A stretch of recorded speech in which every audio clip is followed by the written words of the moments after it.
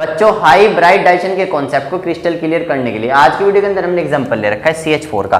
CH4 के अंदर carbon की हाई ब्राइट डाइजेशन sp3 कैसे होती है, इस कॉन्सेप्ट को बिल्कुल बेसिक से एडवांस तक समझेंगे बहुत ही शॉर्ट टाइम के अंदर। तो चलिए शुरू करते हैं। लेकिन बच्चों आपको शुरुआत में थोड़ा सा बेसिक समझना पड़ेगा, क्योंकि इस बेसिक के बिना आपको हाई ब्राइट डाइजेशन कभी की लेनी होगी। तो वो बेसिक आपका क्या है, VBT। VBT आपकी क्या होती है, वैलेंस बॉन्ड थ्योरी। अब वैलेंस बॉन्ड थ्योरी का बोलना क्या है, इसका बोलना बच्चों ये कि जब एक एटम दूसरे एटम के साथ कोवेलेंट बॉन्ड बनाता है, यानी एक एटम जब दूसरे एटम के साथ अपने इलेक्ट्रॉन शेयर करता है, तो दोनों एटम एक दूसरे के साथ अपने ऑर्बिटल ओवरलैप करते हैं। मैं आपको एग्जांपल से दिखाता हूं। सपोज करो आपके पास दो एटम, एक एटम A हो गया और एक एटम B हो गया, इनके बीच में सिंगल कोवेलेंट बॉन्ड है। सिंगल कोवेलेंट बॉन्ड का मतलब क्या है भाई, इसके अंदर एक इलेक्ट्रॉन A का होगा और एक इलेक्ट्रॉन B का होगा, दोनों ने अपना एक इलेक्ट्रॉन शेयर किया होगा। अब VBT से समझो, जो A का एक इलेक्ट्रॉन होगा वो A के ऑर्बिटल के अंदर होगा भाई, और जो B का एक इलेक्ट्रॉन होगा वो B के ऑर्बिटल के अंदर होगा, क्योंकि इलेक्ट्रॉन आपके ऑर्बिटल के अंदर ही तो होते हैं। अब अगर इन्हें अपने इलेक्ट्रॉन शेयर करने एक दूसरे के साथ, अब देखो इलेक्ट्रॉन कोई शक्ति मानता है नहीं कि उड़ के शेयर हो जाएंगे, तो इन्हें एक दूसरे के करीब आना पड़ेगा, पास आना पड़ेगा। तो ये दोनों एटम अब क्या करेंगे, अपना ऑर्बिटल एक दूसरे के साथ ओवरलैप करेंगे। ओवरलैप का मतलब अपना ऑर्बिटल एक दूसरे के साथ मर्ज करेंगे, इसका ऑर्बिटल इसके ऑर्बिटल के ऊपर आ जाएगा। अब देखो कैसे होगी ओवरलैपिंग, तो ये A हो गया, ये A का ऑर्बिटल, इधर B हो गया। अब ये ओवरलैपिंग कर लेंगे इस तरीके से। अब A का इलेक्ट्रॉन ये, B का इलेक्ट्रॉन ये। अब ये जो इलेक्ट्रॉन है दोनों, A भी अपने मान के चलेगा, देखो इसके अंदर भी आ गई है, और B भी अपने मान के चलेगा, तो ये ओवरलैपिंग। तो ये ओवरलैपिंग का रीजन हो गया। तो पहला पॉइंट क्या था VBT का, orbitals overlap with each other, यानी जब दो एटम के बीच में कोवेलेंट बॉन्ड बनेगा तो दोनों एटम एक दूसरे के साथ अपने ऑर्बिटल ओवरलैप करेंगे। फिर दूसरा पॉइंट बहुत इंपॉर्टेंट है, जो ऑर्बिटल आपके वो कैसे होने चाहिए, हाफ फील्ड होने चाहिए। हाफ फील्ड मतलब कैसे, मैं आपको दिखाता हूँ। जैसे सपोज करो एग्जांपल ले लो, एक आपका आइटम A हो गया, इसका ऑर्बिटल, इसके अंदर मान लो दो इलेक्ट्रॉन हमने भर दिए। एक एटम B हो गया, इसके अंदर हमने इसका ऑर्बिटल लिया, इसके अंदर हमने एक इलेक्ट्रॉन भरा। अब आप सबको पता है एक ऑर्बिटल के अंदर मैक्सिमम दो इलेक्ट्रॉन आते हैं। तो देखो इसका ऑर्बिटल तो भाई फुल फील्ड है ऑलरेडी, इसका हाफ फील्ड है, इसमें एक है। तो बताओ ओवरलैपिंग होगी नहीं, ओवरलैपिंग नहीं होगी। क्यों नहीं होगी भाई, इसका ये तो पहले फुल फील्ड है, कैसे करेगा ओवरलैप। आप ऐसा एग्जांपल देख चलो, जैसे आप सुबह के टाइम दूध लेने जाते हो, दूध वाला आता है आपके घर, तो आप वहां पे बर्तन खाली लेके जाते हो, भरा खाली लेके जाते हो, तो वही सेम चीज है यहाँ पे, पहले इसका बर्तन भरा हुआ है, तो ये कैसे ओवरलैपिंग करेगा। तो ओवरलैपिंग के लिए क्या होना चाहिए बच्चों, हाफ फील्ड ऑर्बिटल होना चाहिए। जैसे ये देखो, ये भी हाफ फील्ड था, ये भी हाफ फील्ड था, ओवरलैपिंग हुई, दोनों अपने स्टेबल हो गए, दोनों फुल फील्ड हो गए एक तरीके से। तीसरा सबसे इंपॉर्टेंट पॉइंट, ये ध्यान रखना है बिल्कुल आपको, orbital should be in proper orientation, यानी ऑर्बिटल बिल्कुल प्रॉपर एंगल पे होना चाहिए। मैं आपको दिखाता हूं एग्जांपल समझो। मान लो एक एटम A हो गया, ये एक ऑर्बिटल हो गया, फिर एक एटम आपका B हो गया, ये मान लो इसका ऑर्बिटल इस तरीके से हो गया। अब बताओ इनमें ओवरलैपिंग होगी नहीं होगी। क्यों नहीं होगी भाई, देखो इसका ऑर्बिटल तो इधर से आ रहा है, इसका ऑर्बिटल इधर से जा रहा है, मतलब प्रॉपर एंगल पे नहीं है भाई दोनों के। यानी ऐसे देखो एग्जांपल समझो, जैसे एटम A हो गया, ये B हो गया, इसका ऑर्बिटल मान लो इस तरीके से जा रहा है, इसका इधर, बताओ ओवरलैपिंग होगी नहीं, प्रॉपर एंगल पे होना चाहिए, नहीं इस एंगल पे बिल्कुल, जब भी ओवरलैपिंग आपकी होगी। तो 3 पॉइंट आपको ध्यान रखने, सबसे इंपॉर्टेंट पहला पॉइंट कि ऑर्बिटल ओवरलैप करेंगे, दूसरा पॉइंट ऑर्बिटल हाफ फील्ड होनी चाहिए, और सबसे मस्त जो पॉइंट है, मतलब जो सबसे इंपॉर्टेंट है, प्रॉपर एंगल पे होना चाहिए ओवरलैपिंग के लिए, यानी प्रॉपर ओरिएंटेशन में। तो यहाँ तक समझिए हमने। तो यहाँ पे भी CH4 के अंदर क्या हुआ होगा भाई, कार्बन ने हाइड्रोजन के साथ जब इलेक्ट्रॉन शेयर किए होंगे, तो कार्बन ने अपना ऑर्बिटल हाइड्रोजन के ऑर्बिटल के साथ ओवरलैप किया होगा। लेकिन जो यहाँ पे ऑर्बिटल होंगे कार्बन के, वो यहाँ पे सिंपल ऑर्बिटल नहीं होते, वो होते हैं हाइब्रिड ऑर्बिटल, और उनके बारे में इस वीडियो के अंदर में समझना है। तो चलिए इसे समझते हैं, यहाँ तक आप इसे नोट कर लो। इसके बाद बच्चों आगे समझने के लिए हमें कार्बन की इलेक्ट्रॉनिक कॉन्फ़िगरेशन करनी पड़ेगी, सिंपल वाली भी और 1s2 2s2 टाइप वाली भी। तो चलिए कर लेते हैं फटाफट से। आपका भाई जो कार्बन है, इसका एटॉमिक नंबर होता है 6, इसकी सिंपल इलेक्ट्रॉनिक कॉन्फ़िगरेशन क्या हो जाएगी 2,4। ये इसकी बाहर वाली शेल है, बाहर वाली शेल के जो इलेक्ट्रॉन इनको हम क्या बोलते हैं, वैलेंस इलेक्ट्रॉन बोलते हैं, और वैलेंस इलेक्ट्रॉन ही आपके बॉन्डिंग में पार्टिसिपेट करते हैं। तो कार्बन के पास यहाँ पे 4 वैलेंस इलेक्ट्रॉन ये बॉन्डिंग पार्टिसिपेट करेंगे, और हमारा मेन फोकस यही रहेंगे, क्योंकि सिर्फ बॉन्डिंग में ही पार्टिसिपेट करेंगे, इनसे हमारा कोई मतलब नहीं रहेगा। अब हम समझते हैं बच्चों वैसे वाले इलेक्ट्रॉनिक कॉन्फ़िगरेशन, से ध्यान समझना बहुत ही अच्छे तरीके से। यहाँ पे हम करते हैं पहली सेल का S, इसमें 2 इलेक्ट्रॉन आ जाएंगे, दूसरी सेल का S, इसमें 2, दूसरी सेल का P, इसमें 2 इलेक्ट्रॉन। अब इसे मेरे स्टाइल समझो, जिससे आपको चीज़ें और बेहतर तरीके से समझ में आए। यहाँ पे देखो बच्चों, ये पहली सेल है, पहली सेल का S, इसके अंदर 2 इलेक्ट्रॉन, तो यहाँ तक तो पहली सेल होगी। फिर ये दूसरी सेल, तो यहाँ से यहाँ तक आपकी दूसरी सेल है, वैलेंस सेल, इसके अंदर 2 और 2 4 इलेक्ट्रॉन ये वाले, और ये बॉन्डिंग में पार्टिसिपेट करेंगे, ये आपकी वैलेंस सेल होगी। हमारा सिर्फ मेन टारगेट ये रहेगा, इससे ऐसा कोई हमारा खास मतलब नहीं रहेगा। अब इसे और अच्छे से देखो, ये वाली जो इलेक्ट्रॉनिक कॉन्फ़िगरेशन है कार्बन, ये इसकी ग्राउंड स्टेट की इलेक्ट्रॉनिक कॉन्फ़िगरेशन है। ग्राउंड स्टेट के मतलब लो एनर्जी वाली इलेक्ट्रॉनिक कॉन्फ़िगरेशन। तो ये आपकी इसे और बेहतर तरीके से बना लो, ग्राउंड स्टेट की इलेक्ट्रॉनिक कॉन्फ़िगरेशन है भाई। यहाँ पे जो आपके S सब सेल है, S सब सेल में एक ऑर्बिटल होता है, इसे बॉक्स से दिखाते हैं, इसके अंदर 2 इलेक्ट्रॉन यहाँ पे आपके। फिर आपकी दूसरी ये वाली S, यह होता है S, इसके अंदर भी एक ऑर्बिटल ही होगा, इसके अंदर 2 इलेक्ट्रॉन। P के अंदर आपके 3 ऑर्बिटल होते हैं, P सब सेल के अंदर, इसके अंदर आपके 2 इलेक्ट्रॉन। अच्छा, तो आपके यहाँ पे जो बॉन्डिंग पार्टिसिपेट करेंगे, अब ऑब्जर्व करना ध्यान से बच्चों, बॉन्डिंग में कौन पार्टिसिपेट करेंगे? तो बाहर वाली सेल पार्टिसिपेट करती है बॉन्डिंग में, तो बाहर वाली सेल के ऑर्बिटल तो पार्टिसिपेट करेंगे भाई। वीबीटी के अकॉर्डिंग जब कोवेलेंट बॉन्ड बनेगा तो ऑर्बिटल ओवरलैप करेंगे। तो यहाँ पे कौन से ऑर्बिटल ओवरलैप करेंगे? कार्बन की। ये वाली तो 4 ऑर्बिटल हैं, 1 2 3 4, यानी CH4 के अंदर ऐसे ही तो होगा, कार्बन के 4 ऑर्बिटल ओवरलैप कर रहे होंगे ना हाइड्रोजन के साथ। तो यहाँ पे आपको क्या देखने को मिल रहा होगा, लेकिन अभी यहाँ पे एक प्रॉब्लम है। प्रॉब्लम क्या है बच्चों? यहाँ पे जो वाला ऑर्बिटल है ये भी रेडी नहीं है ओवरलैपिंग के लिए। क्यों? क्योंकि ऑलरेडी फुलफिल्ड है। ये तो हमने समझा था भाई, ये दोनों तो रेडी है लेकिन ये रेडी नहीं है, लेकिन हमें चाहिए 4 ऑर्बिटल, क्योंकि 4 बॉन्ड बना रखे नहीं कार्बन ने। तो हम यहाँ पे क्या करेंगे बच्चों? इन वाले इलेक्ट्रॉन को हम एक्साइटेड स्टेट में ले जाएंगे, यानी इन्हें हम एनर्जी देंगे। एनर्जी देने से क्या होंगे? इलेक्ट्रॉन यहाँ से यहाँ जंप कर जाएगा। मैं आपको दिखाता हूँ कैसे। तो यहाँ पे आपका क्या होगा? एक्साइटेड स्टेट में लेके जाएंगे इसे, एक्साइटेड स्टेट में। तो इसे हम अगर हीट कर दे इस वाले इलेक्ट्रॉन को, तो यहाँ से इलेक्ट्रॉन कहाँ पे जंप कर जाएगा? यहाँ पे जंप कर जाएगा। इससे हमारा कोई मतलब नहीं, हम इसे ना बनाओ इसे बनाओ, सिर्फ इतने, क्योंकि बाहर वाला ये था ना। तो इसमें यहाँ पे क्या बचेगा? आपका एक इलेक्ट्रॉन बचेगा, और ये आपके जो 3 ऑर्बिटल है, 1 2 3, एक इसके अंदर हो जाएगा इलेक्ट्रॉन, एक इसके अंदर, एक इसके अंदर, हो गया नहीं भाई। अब इसकी आपका क्या है? ये वाला है, ये 2s1, इसे हमने हटा दिया गेम में से। फिर ये आपके बचे आपका क्या है? ये सब सेल में आपके क्या होते हैं? आपके 3 ऑर्बिटल होते हैं। एक का नाम होता है px, एक का py, एक का pz। सो 2px 2py 2pz, एक इलेक्ट्रॉन इसके अंदर, एक अंदर इसके, एक अंदर इसके। अब ये रेडी है देखो ओवरलैपिंग के लिए। वैसे देखो अभी हाफ फिल्ड हो गए, 1 2 3, यानी एक s ऑर्बिटल, 3 और 3 p ऑर्बिटल यहाँ पे अब ओवरलैपिंग करेंगे।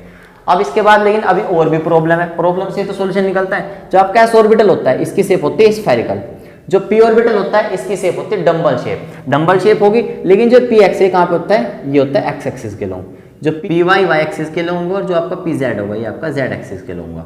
और अच्छे तरीके से समझो भाई, यहाँ पे हमने x axis y axis z axis बना रखे हैं। तो जो यहाँ पे कार्बन का s ऑर्बिटल है कैसे होगा? स्फेरिकल, यानी ये तो आपका इस तरीके से। जो आपका px है कहाँ पे? x एक्सिस के लोग। जो फिर आपका y एक्सिस पे है, यानी py है जो इसके बाद, वो कहाँ पे होगा? y एक्सिस पे होगा। जो फिर आपका pz है ये कहाँ पे होगा? z एक्सिस के होगा। इस तरीके से आपके 4 ऑर्बिटल हैं कार्बन के। अब यहाँ से हमारा मेन गेम शुरू है हाइब्रिडेशन का। हाइब्रिडेशन की जरूरत हमें क्यों पड़ेगी उसे देखो ध्यान से बच्चों। जब ऑर्बिटल ओवरलैप करेंगे तो उसके लिए कुछ कंडीशन है। कंडीशन क्या है? सारे ऑर्बिटल की शेप सेम होनी चाहिए, एक तो सबकी एनर्जी सेम होनी चाहिए, और सबसे बड़ी बात प्रॉपर ओरिएंटेशन, यानी प्रॉपर एंगल पे आना चाहिए। लेकिन यहाँ पे देखो सारी कमी है। यहाँ पे आपको दिख रहा होगा सब ऑर्बिटल की सेम शेप नहीं है भाई। एस ऑर्बिटल आपका स्फेरिकल है, लेकिन जो आपके पी ऑर्बिटल है डम्बल शेप है। तो सबसे पहली कमी तो ये होगी भाई। जरूरत इसलिए तो पड़ती है, कमी होती है जब तो जरूरत पड़ती है, पहली कमी होगी। दूसरी कमी, सबकी सेम एनर्जी नहीं है। सेम एनर्जी क्यों नहीं भाई? एस ऑर्बिटल की एनर्जी कम होती है, पी ऑर्बिटल की एनर्जी आपकी ज्यादा होती है, तो एनर्जी सबकी सेम नहीं है। तीसरा सबसे इंपॉर्टेंट, प्रॉपर ओरिएंटेशन नहीं है। प्रॉपर ओरिएंटेशन क्यों नहीं है भाई? इसे समझो ध्यान से। यहाँ पे अगर आप देखो जो पी एक्स है आपका वो एक्स एक्सिस के होंगे, जो पी वाई है वो आपका वाई एक्सिस के होंगे, जो पी जेड आपका जेड एक्सिस के होंगे, और X axis Y axis Z axis एक दूसरे के परपेंडिकुलर होते हैं, 90 डिग्री पे होते हैं। तो अगर इसके अकॉर्डिंग हम देखें तो जो CH4 की शेप आएगी वो तो 90 डिग्री एंगल होना चाहिए, यानी यहाँ पे जो बॉन्ड एंगल होना चाहिए इसके अकॉर्डिंग अगर हम चले तो वो कितना होना चाहिए बच्चों? 90 डिग्री का होना चाहिए, क्योंकि ये तो भाई 90 डिग्री पे है सब एक दूसरे के। लेकिन जो एक्चुअल में पाया जाता है, एक्चुअल में बॉन्ड एंगल हमें मिलता है बच्चों CH4 के अंदर वो 109 डिग्री 28 मिनट मिलता है। तो ये कहाँ से निकल के आ रहा है? आपको मैं एक चीज समझाता हूँ। केमिस्ट्री के अंदर क्या होता है? पहले एक्सपेरिमेंट किए जाते हैं, फिर उस एक्सपेरिमेंट के जो एक्सपेरिमेंट को अच्छे से एक्सप्लेन करती है ना थ्योरी, उस थ्योरी को फिर पास किया जाता है। तो यहाँ पे थ्योरेटिकली देखें तो शेप ऐसी बैठ रही है कि बॉन्ड एंगल कितना बैठ रहा है? 90 डिग्री बैठ रहा है। लेकिन एक्सपेरिमेंटली जो बॉन्ड एंगल पाया जाता है ना CH4 के अंदर वो पाया जाता है आपका 109 डिग्री 28 मिनट का। तो ये सारी प्रॉब्लम है यहाँ पे। तो यहाँ पे अब यहाँ पे हीरो की तरह आएगा एक कॉन्सेप्ट आपका हाइब्रिडेशन। तो हाइब्रिडेशन में आपका क्या होता है बच्चों? हाइब्रिडेशन आपकी क्या होती है?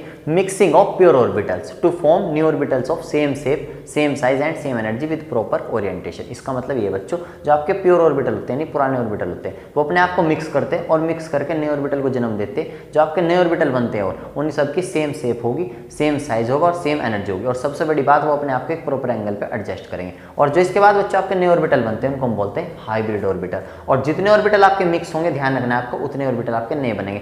4 मिक्स होंगे तो नए भी आपके 4 बनेंगे, 5 मिक्स होंगे तो नए भी आपके 5 बनेंगे। तो ये चीज थी पूरी कॉन्सेप्ट। अब यहाँ पे देखो कैसे होगा सब कुछ। तो यहाँ पे आपके प्योर ऑर्बिटल है, देखो ये सब अपने आप को मिक्स करेंगे और मिक्स करके 4 है ना, नए भी 4 ही बनेंगे और उन सबकी क्या होगी? सेम शेप होगी। अब देखो हाइब्रिड ऑर्बिटल कैसे होंगे। तो एक तो ये हो गया, एक ऐसे, 2 इस तरीके से, थोड़ा बहुत अगर गलत बन जाए तो काम चला लेना, ऐसे करके इस तरीके आपके नए ऑर्बिटल होंगे। देखो सबकी सेम शेप है। और अब हर ऑर्बिटल यहाँ पे आपका क्या है बच्चों? sp3 हाइब्रिडाइज होगा। ये भी आपका sp3 हाइब्रिडाइज होगा, ये भी आपका sp3 हाइब्रिडाइज होगा, ये भी आपका sp3 हाइब्रिडाइज होगा, ये भी आपका sp3 हाइब्रिडाइज होगा। अब आपको असली मतलब समझ में आएगा हाइब्रिडेशन का क्या है। sp3 हाइब्रिडेशन का मतलब ये है, यानी अब बच्चों हर ऑर्बिटल के अंदर एक s और 3p का मिक्सचर है, इसके अंदर भी एक s 3p का मिक्सचर है, इसके अंदर भी एक s 3p का, यानी सभी के अंदर अब एक s और 3p का मिक्सचर। ये तो एक्चुअल मतलब होता है हाइब्रिडेशन का। जैसे हम है, आप इसे ऐसे समझ सकते हैं, हम क्या है, हम सब पापा मम्मी हाइब्रिडाइज है, नहीं, हमारे अंदर पापा और मम्मी दोनों करेक्टर है। क्यों भाई, हमारे अंदर उनका तो मिक्सचर, तो वही तो सेम चीज है। अब सब के अंदर पे देखो ये मिक्स हुए थे नहीं, इनसे तो बने हैं सब, तो इसलिए सब के अंदर अब एक s और 3p का मिक्सचर है।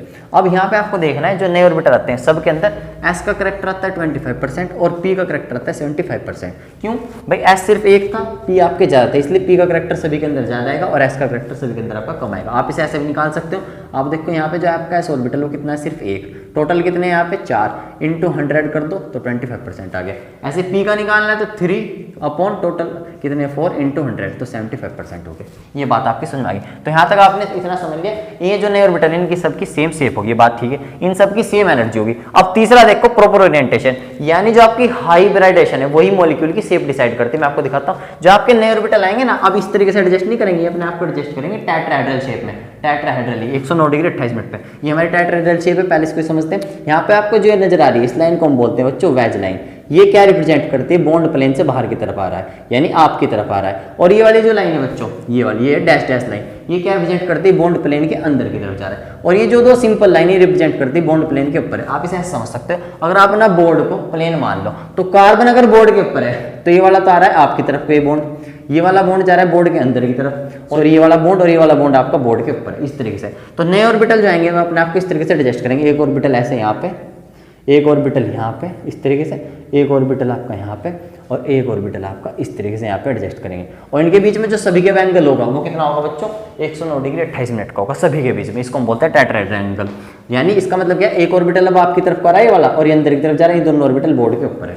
ये चीज यहाँ तक आपने देखनी। अच्छा, अब हर ऑर्बिटल यहाँ पे गया बच्चा आपका sp3 हाइब्रिडाइज, ये भी आपका sp3 हाइब्रिडाइज, इसकी स्पीड बढ़ा दूंगा मैं थोड़ी सी, sp3 हाइब्रिडाइज, ये वाला भी आपका sp3 हाइब्रिडाइज, सब आपके इस तरीके से होंगे। इनके अंदर जो आपके हाइब्रिड ऑर्बिटल, अब देखो अब ये ऑर्बिटल ऐसे नहीं थे, p और ये थे, अब ये ऐसे हो गए। अब इसके अंदर एक इलेक्ट्रॉन ये वाला, मान लीजिए इलेक्ट्रॉन ये हो गया, एक इलेक्ट्रॉन इसके अंदर होगा ऐसे, एक इलेक्ट्रॉन इसके अंदर होगा ऐसे, एक इलेक्ट्रॉन ऐसे इसके अंदर होगा। यहाँ तक आपका देखो ये थी हाइब्रिडेशन। अब अपना हाइड्रोजन आएगा मजे में। अब हाइड्रोजन के इलेक्ट्रॉनिक कॉन्फ़िगरेशन कर लेते हैं। हाइड्रोजन का तो आपको पता है एक इलेक्ट्रॉन होता है 1s1, इसके अंदर एक इलेक्ट्रॉन हो गया, और अब आपको पता है s ऑर्बिटल की शेप होती है स्फेरिकल, तो इसके अंदर एक इलेक्ट्रॉन ऐसे होगा। तो एक हाइड्रोजन अब आपका कहाँ से आएगा, एक हाइड्रोजन आपका ओवरलैपिंग होगी, जब तो बॉन्ड बनेगा ऑर्बिटल ओवरलैप करेंगे, तो एक हाइड्रोजन अपना s ऑर्बिटल लेकर इधर से आएगा ऐसे। अब इसका इलेक्ट्रॉन हमने ऐसे दिखा रखा है क्रॉस से कार्बन का, तो हाइड्रोजन को डॉट से दिखाते हैं ऐसे करके। एक इलेक्ट्रॉन होता है ना हाइड्रोजन के पास, एक हाइड्रोजन आपका ऐसे इधर से आएगा अपना ऑर्बिटल लेकर ऐसे, इसका डॉट से दिखा दो। एक ऐसे इधर से आएगा, इसका डॉट से दिखा दो। एक हाइड्रोजन आपका इधर से आएगा अपना s ऑर्बिटल लेके, इसका डॉट से दिखा दो। अब देखो हाइड्रोजन अपना, अब आप सब जानते हो हाइड्रोजन अपना ड्यूप्लेट पूरा करता है। ड्यूप्लेट का मतलब क्या है बच्चों, हाइड्रोजन अपनी बाहर वाली सेल में 2 इलेक्ट्रॉन पूरे करता है स्टेबल होने के लिए। तो देखो यहाँ पे हाइड्रोजन अपने 2 इलेक्ट्रॉन पूरे कर लिए, नहीं तो हाइड्रोजन का इलेक्ट्रॉन तो अपना था, एक इसने कार्बन का शेयर कर लिया, ओवरलैपिंग से तो शेयर किया, तो इसके ऑर्बिटल में आप देख सकते हो हाइड्रोजन के पास 2 इलेक्ट्रॉन हो गए, तो ये आपका स्टेबल हो गया। ऐसे इस वाले हाइड्रोजन को देखो 1 2 ये भी स्टेबल हो गया, 1 2 ये वाला भी स्टेबल हो गया, 1 2 ये भी स्टेबल हो गया, तो चारों हाइड्रोजन आपके स्टेबल हो गए। और कार्बन आपका ऑक्टेट पूरा करता है, यानी कार्बन अपनी बाहर वाली सेल में 8 इलेक्ट्रॉन पूरे करता है स्टेबल होने के लिए। तो कार्बन के पास भी 8 इलेक्ट्रॉन हो चुके भाई, 1 2 3 4 5 6 7 8, तो ये आपकी चीजें सारी समझ में आ चुकी होगी। अब लास्ट में बात करें अगर सिग्मा और पाई बॉन्ड की, तो आपके बच्चे ओवरलैपिंग के बेस पे 2 तरह के बॉन्ड होता है, एक होता है सिग्मा बॉन्ड, एक होता है पाई बॉन्ड। इसके लिए मैं एक बिल्कुल अलग वीडियो लेके आऊंगा, लेकिन यहाँ के लिए आप थोड़ा समझ लो।